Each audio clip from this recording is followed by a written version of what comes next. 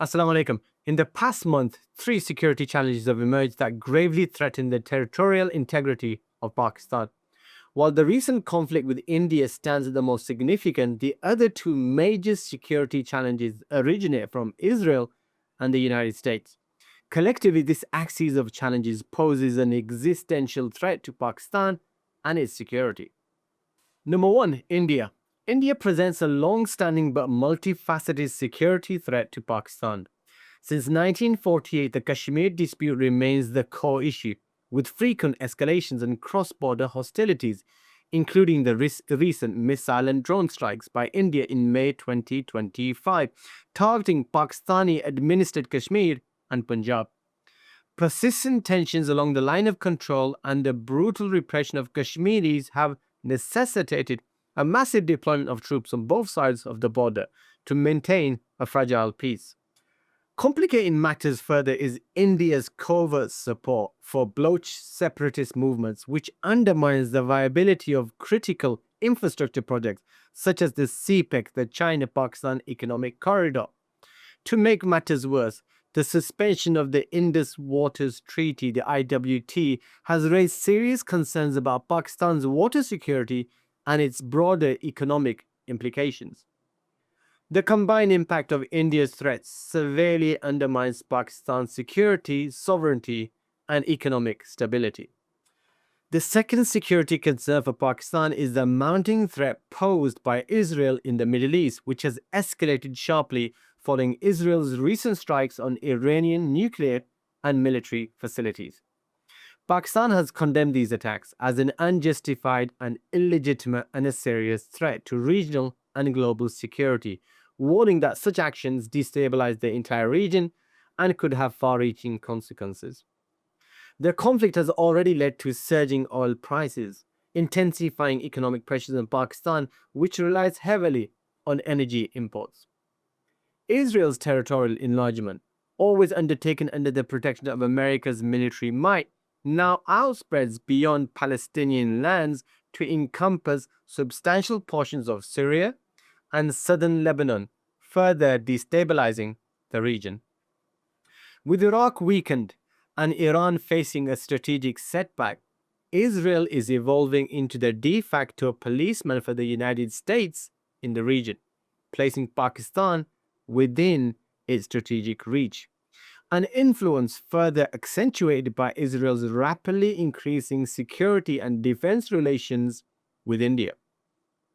This expansion is widely viewed as part of Israel's pursuit of a greater Israel vision, which seeks to extend its influence and control over neighboring territories. Combined with the genocide in Gaza and the vicious settlement expansions in the West Bank, these actions amplify tensions, fuel resentment across the Muslim world, and raise serious concerns about regional sovereignty and security, particularly for Pakistan. However, the greatest security challenge to Pakistan originates from the United States. In recent years, the US has shifted its strategic partnership from Pakistan to India, designating India as its principal ally in the subcontinent to counter China's rise. This realignment is compounded by pervasive Islamophobia in the Trump administration and a shared perspective with Israel and India that the Islamic world must be crushed and dominated. Additionally, the US has consistently proven to be an untrustworthy ally for Pakistan. From America failing to intervene during the 1971 crisis that led to the separation of West Pakistan, Bangladesh, to abandoning Pakistan after the Afghan Jihad, to rallying against Pakistan in the aftermath of 9/11, and pressurizing Islamabad to relinquish its strategic depth in Afghanistan. In stark contrast, the US has granted India major nuclear concessions through the Indo-US Civil Nuclear Agreement and the NCG waiver, advancing India's nuclear and energy sectors whilst barring Pakistan from similar deals, thereby tilting the regional balance in India's favor and deepening Pakistan's strategic vulnerability. These actions have left Pakistan increasingly isolated and surrounded by a sea of insecurity in a rapidly changing geopolitical landscape. When confronting this complex triad of security challenges, Pakistan's leadership and strategic community remains faithful in their commitment to operate under US leadership and adhere strictly to international law. Now, this unwavering, politically naive devotion persists even as the US, Israel, and India regularly violate international norms to advance their interests. Now, by rigidly upholding international law while these adversaries disregard it, Pakistan's leadership exposes the nation and itself to greater vulnerability and risks, navigating the country towards political self destruction, much like Iraq, Libya, and Iran, which also blindly observed international law to their own detriment. It is within this context that Pakistan's strategic community must now boldly reflect and force itself to think outside of the box when facing these challenges. Now, this implies that the strategic community must liberate its mindset to function independent of US approval and outside the ambit of international law. The alternative is merely to delay Pakistan's inevitable destruction until the United States decides to take direct military action in concert with Israel and India. The strategic community must recognize that the international environment has fundamentally changed over the past 2 decades. Today, countries can openly seize and annex territory with very little fear of substantial reprisal from the West. Take example of Russia and its annexation of northern Georgia, Crimea, and eastern Ukraine.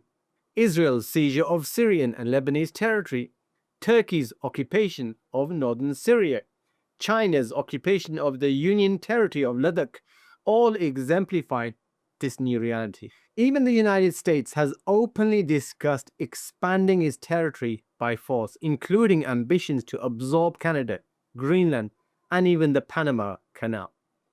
Additionally, the West's unwavering support for Israel's genocide in Gaza has greatly exacerbated the efficacy of international law and severely undermined the West's legitimacy on the global stage.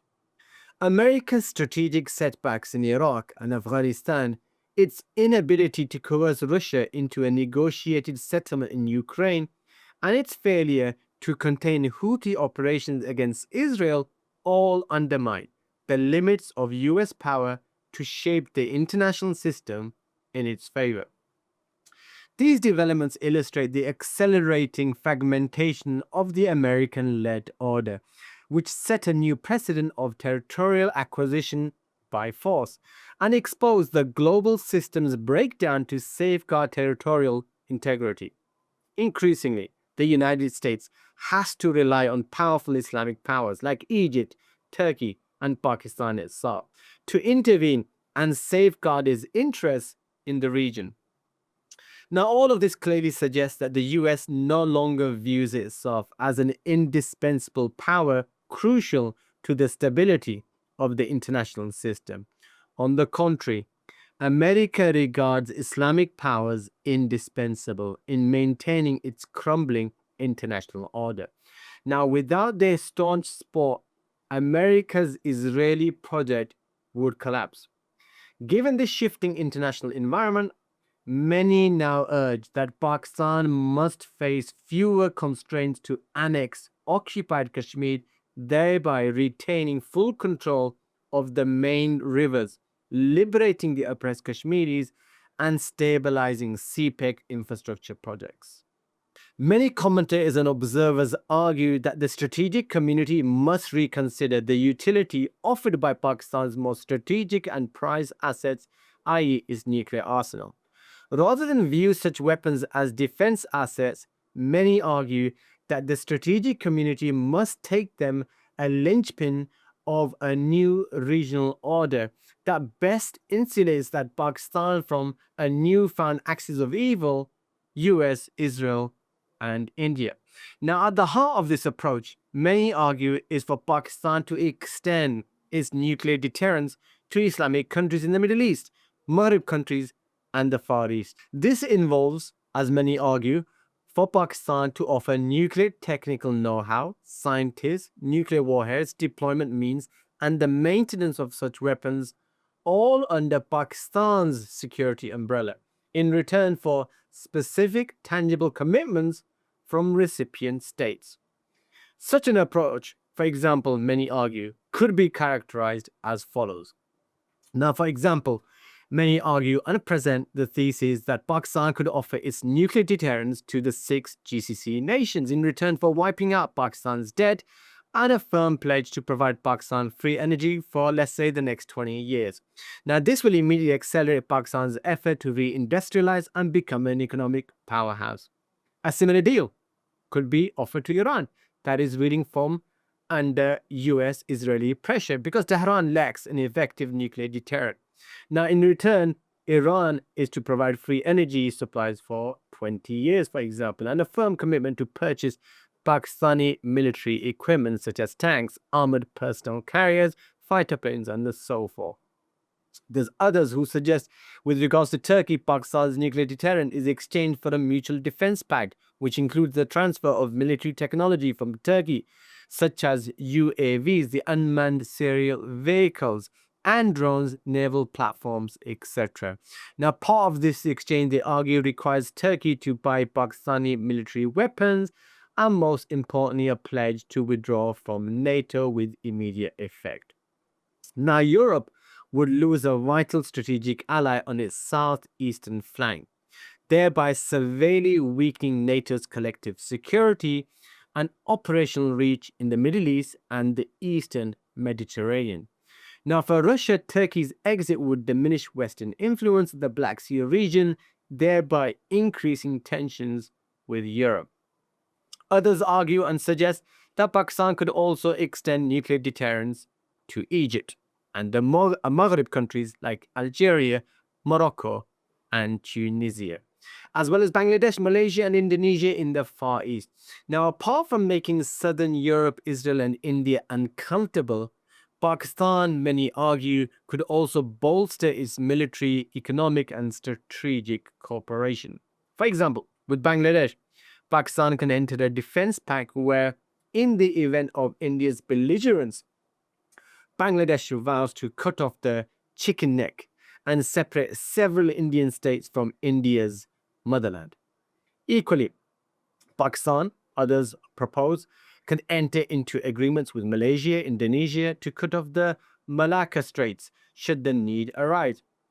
Moreover, Pakistan can integrate these discrete treaties into a single defense pact, where if one Islamic country is attacked conventionally, others will not only come to the rescue, but also have the right to, use nuclear weapons as a deterrent.